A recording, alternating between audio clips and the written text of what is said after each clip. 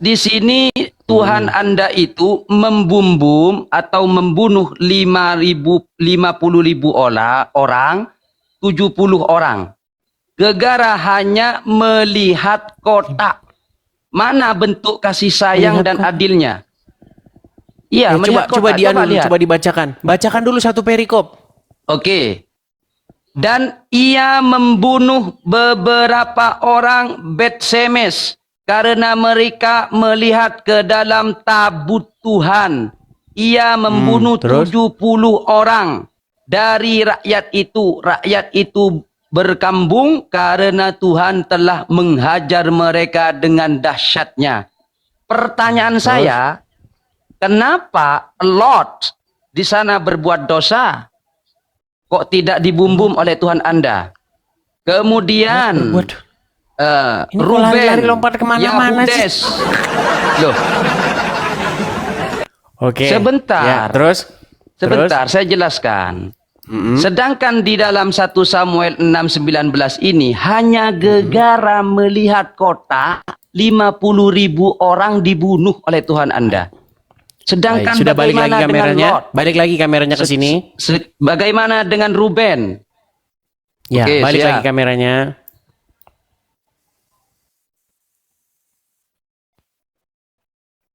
Kupikir tadi pertanyaanmu dahsyat. Pertanyaanmu tanya kayak begini.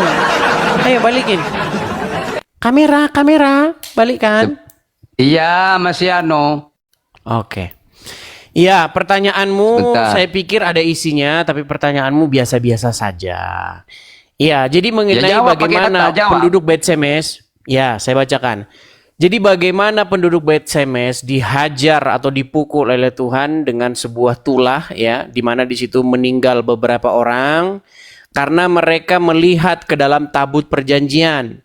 Karena memang tabut perjanjian itu memang khusus atau kudus sekali, dia spesial. Tidak boleh orang menjenguk ke dalam atau melihat ke dalamnya. Bahkan itu di zaman Daud, ya, ketika tabut perjanjian Tuhan itu ingin dipindahkan, orang yang menyentuh saja itu mati, mereka kecelakaan di situ. Pada waktu tabut perjanjian itu dipindahkan oleh Daud. Jadi memang tabut perjanjian di dalam Bible itu adalah barang kudus yang dengan lewat perantaran itu malaikat Tuhan berbicara kepada Musa dengan tabut perjanjian itu. Nah, lalu pertanyaanmu Anda bandingkan dengan Lot. Gak ada kaitannya dengan Lot. Lot itu di dalam Bible, perhatikan. Ketika Tuhan ingin memusnahkan penduduk Sodom dan Gomora, di situ Abraham meminta belas kasihan kepada Tuhan supaya Tuhan jangan memusnahkan kota itu karena masih ada orang benar di sana, yaitu Lot. Nah, tetapi keponakan Abraham, tetapi Tuhan karena berbelas kasih kepada Abraham, makanya dia mengutus malaikatnya datang ke kota itu untuk membawa Lot pergi keluar dari kota itu karena kota itu akan dihukum oleh Tuhan. Nah, ketika Lot dan 2 putrinya mereka melarikan diri, kedua putrinya berkata, bagaimana nanti keturunan kita? Akhirnya mereka memberi ayah mereka minuman keras sehingga mabuk. Lalu di situ disebutkan bahwa kedua putrinya berhubungan dengan ayahnya sendiri untuk melanjutkan generasi. Pertanyaannya, yang mana di situ bahwa Tuhan tidak menghukum Lot di mana? Itulah keturunan-keturunan Lot itu. Makanya dikatakan mereka itu kan menjadi musuh orang Israel. Begini Bang, yang saya pertanyakan kepada Abang, coba jangan dipelintir dan di framing. Di dalam 1 Samuel yang saya sebutkan tadi, hanya gegara melihat kota, Tuhan Anda itu membunuh 50.070 orang. Di mana di situ 50.070 orangnya? Waduh, ini orang. Dia coba di mana di situ 50.070 orang tuh di mananya? Loh, Abang gak hafal lah Bang ini ya. Ini Bang, takut saya dikira framing saudara. Coba dibacakan datanya 50.070 orang. Maksudnya gimana sih 50.070 orang ini gimana? Coba baca. Sebentar. Saya balik kameranya. Coba. Ini perhatikan. Hmm. Lalu dia membunuh beberapa orang Bet-Semes sebab mereka melihat ke dalam tabut Allah. Dia juga membunuh ini 50.070 orang. 50.070 orang. Ini 50.070 orang dari mereka. Coba berapa Ini, 1 Samuel berapa? 1 Samuel 6:19. Pertanyaan saya ke Bang Edis. 1 Samuel. Tuhan Sebentar, abang 1 ini tidak Samuel. mempunyai. 1 Samuel berapa? Ya. 1 1 Samuel 7 ayat 6:19 mulai muter-muter saudara. Mulai Bang Edis pusing. Baik, saya bacakan ya. Saya bacakan. 1 Samuel 7 ayat 16. Baik, saya bacakan ya. 1 Samuel 7 ayat 16. Betul nggak 1 Samuel 7 16? 1 Samuel 6:19. Jangan ngarang. Oh, 1 Samuel 6 19. 1 Samuel 6. Sebentar, teman-teman. 19 ya. 1 Samuel 6 19. Saya bacakan. Baik, saya bacakan ya. Dan ia membunuh beberapa orang Bet-Semes karena mereka melihat ke dalam tabut Tuhan. Ia membunuh 70 orang dari rakyat itu. Rakyat itu berkabung karena Tuhan telah menghajar mereka dengan kedahsyatannya. Nih, saya balikin kamera saya ya. Saya balikin. Nih, perhatikan. Kelihatan? 1 Samuel 6 19. Ya kan? Kok tidak sama itu? Nih, 1 Samuel 6 19. Ia membunuh beberapa orang Bet-Semes karena mereka melihat ke dalam tabut Tuhan. Ia membunuh 70 orang dari rakyat itu. Rakyat itu berkabung karena Tuhan telah menghajar mereka dengan dahsyatnya. Sudah? Ya, sudah. Terus, masalahnya di mana? Ya. Tapi kok berbeda? Di sana ada 50.070 orang. Iya, terjemahan yang Ada kamu pakai yang mana? Makanya orang. buka Bible-mu yang barusan kau beli itu. Bible Oke, sudah. Yang Oke, barusan kau beli. maksudnya kita kecilkan dulu, kita kerucutkan, ambil yang 70 ya. Pertanyaan saya ke Bang Edis. Pertanyaan saya ke Bang Edis, mana bentuk kasih sayang Tuhan Anda dan mana bentuk kasih adil Tuhan Anda? Bentuk keadilan Tuhan Anda. Sedangkan sebentar, David melakukan hubungan SKL dan memiliki anak Solomon. Dia tidak membunuh David. Kemudian bagaimana dengan Yahuda melakukan SKL dengan ibunya sendiri?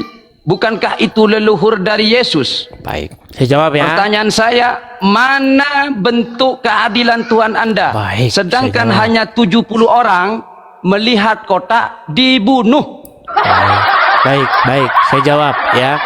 Seperti tadi jawaban saya akan tetap sama ya, bahwa memang dilarang orang awam ya itu mendekat kepada tabut Tuhan. Karena tabut Tuhan itu tidak boleh dia dinajiskan atau tersentuh kepada orang apapun. Yang boleh ke situ itu hanyalah khusus imam besar. Ya. Makanya itu bentuk bagaimana lambang kehadiran Tuhan itu adalah spesial sekali. Tuhan itu tidak dapat didekati oleh orang yang cemar, hanya bisa didekati oleh orang yang bersih dan kudus saja. Itu makanya Tuhan menjatuhkan hukuman. Bukan cuma satu itu saja, bukan cuma orang-orang di Bet-Semes saja. Bahkan ketika Daud hendak memindahkan tabut itu juga, bagaimana ada orang yang ingin menyentuh tabut itu, mereka malah juga dihukum mati. Nah, sekarang lalu bagaimana dengan Lot yang dia tidur dengan putrinya sendiri, kan gitu? Bentar. Nah, bagaimana dengan Lot? Nah, di situ Lot dia tidak tahu bahwasanya dia berhubungan dengan anak atau putri-putrinya. Karena apa? Karena posisi di situ mereka memberikan ayahnya itu minuman keras sehingga mabuk. Terus? Ya itu seperti Terus itu. pertanyaan saya, lalu bagaimana dengan David? Oke, bagaimana Dia dengan Daud? melakukan SKL. Baik. Iya. Jadi begini. Bagaimana dengan Yahuda? Oke, sebentar, Bagaimana pelan-pelan dengan ya. Ruben? Oke, pelan. Jawab pakai data. Tenang. Baik. Jadi Jawab pakai bagaimana data. di sini Daud dia melakukan Sebentar Bang Edis. pekerjaan. Sebentar. Sebentar. Apakah Tuhan Anda itu membenarkan hubungan itu? Tidak benar, tidak dibenarkan. Kan Itulah sama-sama kenapa dilarang. Oke. dilarang. Ya, itulah Oke, kenapa sebentar. di dalam 2 Dilarang. Samuel pasal yang ke-12 di situ Tuhan mengutus Nathan kepada Daud untuk menegur Daud atas perbuatan yang dilakukannya. Coba silakan dibuka 1 Samuel 12. Biar Anda ikut Ya, biar gimana? Anda ikut berpartisipasi. Jangan cuma saya terus yang baca. Jadi saya yang ngerti nanti. Silakan. 1 1 Samuel Samuel berapa? 12. 12. Ya, gimana? Coba baca judulnya apa di situ? Ayat keberapa? Coba judul perikopnya apa di situ? Tidak muncul ayat keberapa? Kamu kan punya Bible tadi yang barusan kamu bawa itu. Ini terlalu Saya tebal tidak tahu ini. di mana 2 sama Ini 2. perjanjian. Loh, bukan terlalu tebal. Aduh. Ini perjanjian lama segini. Iya. Ya, Kan itu kan perjanjian ada lama segini. tandanya. Ini perjanjian baru. Pantesan dia pamer-pamer tuh betul ini. Sulit. Di Bible saya ini. Kamu Loh, kenapa pamer-pamer tidak bisa buka? Jangan kemana-mana. Jangan kemana-mana. Loh, jawab dulu. Kan kok kemana-mana? Anda ini memang pintar Saya kalau suruh buka mengalihkan pembicaraan. kamu. Sebentar, Adam, Ayo. kamu kan sudah saya perlakukan di sini Ya. dengan baik nih. Nih, coba kamu Siap. kan tadi pamer-pamer Ya. Bible. Iya. Ah, coba kamu buka dari Bible Betul. itu 1 Samuel pasal yang ke-12, coba. Saya tidak bisa kalau pakai ini. Nggak bisa. Kan Nggak sudah saya bisa. bilang teman-teman, Loh, dia cuma nggak bisa kalau pamer-pamer pakai ini. doang. Persis kayak Anda. Itu gayanya Anda. Kok gaya saya? Jangan kemana-mana Baik, dulu. Saya Kita- saja kalau begitu yang bacakan. Jawab dulu Bang Edi. Oke, saya saja yang Oke, bacakan baca. ya, karena kamu kan tidak bisa baca. Inilah teman-teman ya, mereka Tunjukkan ini data. kitab itu cuma buat pamer. Nggak ada mereka bisa baca. Dari mana mereka bisa baca? Baik. 1 Samuel pasal yang ke-12. Ya. Terjemahan Indonesia. Baik. 1 Samuel pasal yang ke-12. Oh, maksudnya 2 Samuel. Sebentar, sorry. 2 Samuel pasal yang ke-12. Sabar. Iya, terus. 2 Samuel pasal yang ke-12 ya. Nih, saya bacakan di sini. Tuhan mengutus Nathan kepada Daud. Ia datang kepada Daud dan berkata kepadanya. Ini nanti baik ini dicontek sama Qur'anmu nih. Nanti saya tunjukkan gimana Qur'anmu Terserah Anda. menconteknya. Lanjut. Oke. Tuhan mengutus Nathan kepada Daud. Ia datang kepada Daud dan berkata kepadanya. Ada 2 orang dalam suatu kota. Yang seorang kaya, yang lain miskin. Si kaya mempunyai sangat banyak kambing domba dan lembu sapi. Si miskin tidak mempunyai apa-apa selain daripada seekor anak domba betina yang kecil yang dibeli dan dipeliharanya. Anak domba itu menjadi besar padanya bersama-sama dengan anak-anaknya. Makan dari suapnya, minum dari pialanya, dan tidur di pangkuannya seperti seorang anak perempuan baginya. Pada suatu waktu, datang orang kaya. Berarti kan pada suatu waktu orang kaya itu mendapat tamu.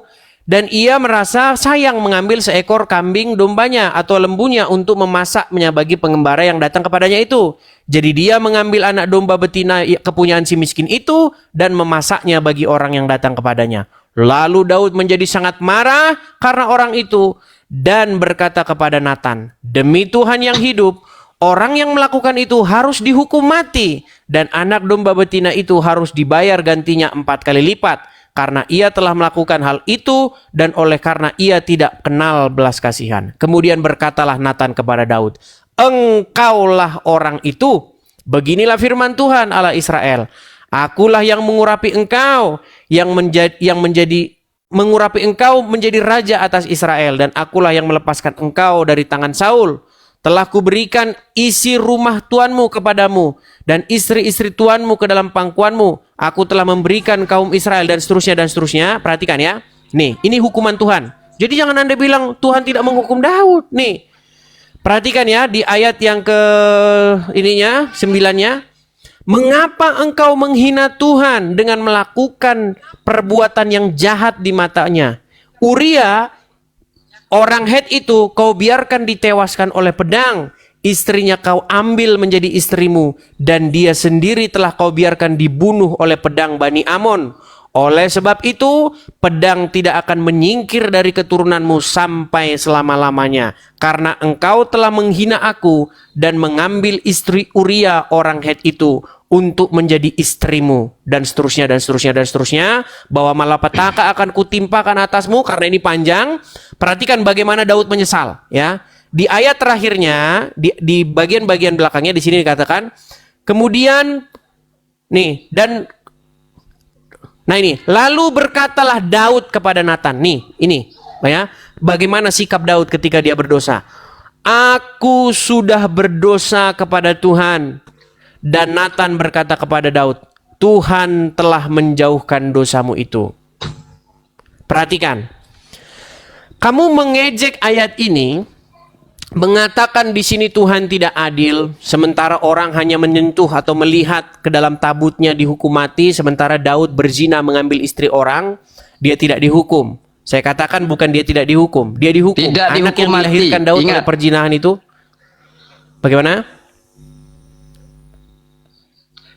Jadi di dalam 1 Samuel yang saya bacakan itu, dia hanya melihat kotak langsung dibunuh oleh Tuhan. Ya. Betul. Sedangkan Daud atau David, kemudian Ruben, Yakub dan sebagainya melakukan kesalahan, masih dikasih dispensasi oleh Tuhan. Kenapa mereka tidak dibunuh juga?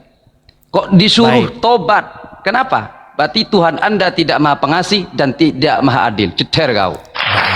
Baik. Sekarang begini, nggak masalah. Namanya Muslim kan, tuduhan mereka. Sekarang begini, bagaimana kalau saya membuktikan bahwa perikop yang saya bacakan tadi itu ditiru oleh Quranmu? Jangan kemana-mana, Bang Edis. Nah, jangan kemana-mana. Saya kan ingin membandingkan. Fokus dulu Bang Edis, fokus dulu dengan ayat itu, dengan yang ada di Bible ini. Ini saya tampilkan Bible-nya ini. Tebal sekali saudara, tebal sekali. Jaringannya di sana lemot Bang Edis. Tidak bisa membacanya kan? Lu bisa ini, Kejadian 32, Yakub bergulat dengan Allah.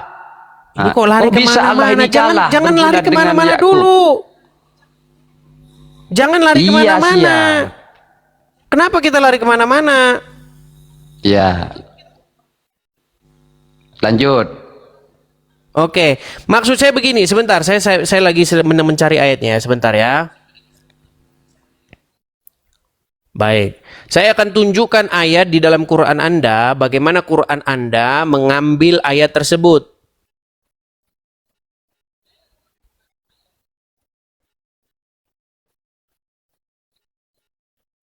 Saya akan tunjukkan ayatnya sebentar.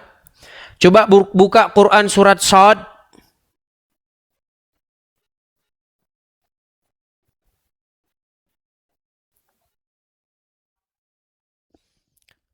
Kemana Adam? Kabur dia. Sebentar.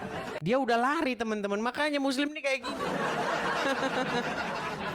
Sebentar, saya tadi mengambil Al-Quran ya. Sebentar.